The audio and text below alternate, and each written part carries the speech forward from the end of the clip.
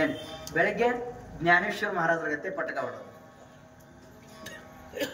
ಇನ್ನ ಮಧ್ಯಾಹ್ನ ಹೊತ್ತು ಏನ್ರಿ ನಾಮದೇವ್ ಮಹಾರಾಜರ ಗತೆ ಪಟಕ ಹೊಡೋದು.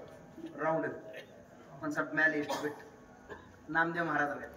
ಮತ್ತೆ ರಾತ್ರಿ ಯಾರ್ದು ರಾತ್ರಿ ಕೀರ್ತನ ಆಗ್ತಾವಲ್ರಿ, ಅದಕ್ಕೆ ತುಕಾರ ಮಹಾರಾಜರ ಗತಿ ಪಟಕ ಹೊಡ್ತೇನೆ ಅಂತ ಅಂದವ. ಹೌದ ಅಂದೆ ನಾನು.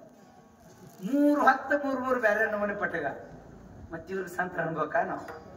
10 ಪಟಕ ಚೇಂಜ್, ಇವ್ರು 10 ಧೋತ್ರ ಚೇಂಜ್, ಅಂಗಿ ಚೇಂಜ್, ಗಂಧ. ಮತ್ತ ಅದ್ರಾಗ ಬೆಳಗ್ಗೆ ಜ್ಞಾನೇಶ್ವರ ಮಹಾರಾಜರ ಗತೆ ಗಂಧ ಹಚ್ಕೊಂಡದು, ಇದೆಲ್ಲ ಹಣಿ ತುಂಬಾ. ಮಧ್ಯಾಹ್ನ ನಾಮದೇವ್ ಮಹಾರಾಜರ ಗತೆ ಇದಿಷ್ಟ ನಡು ಹಚ್ಕೊಂಡದು.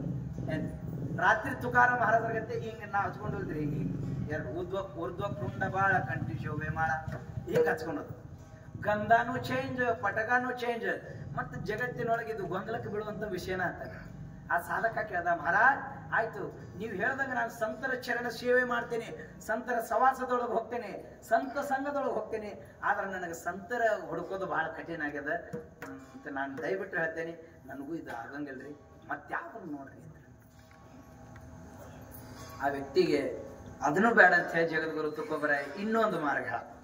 ಆಯ್ತಪ್ಪ ನಿನಗೆ ಇನ್ನೊಂದು ಹೇಳ್ತೇನೆ, ಅದನ್ನು ಕೇಳ. ವೇಚಿತೆ ವಚನ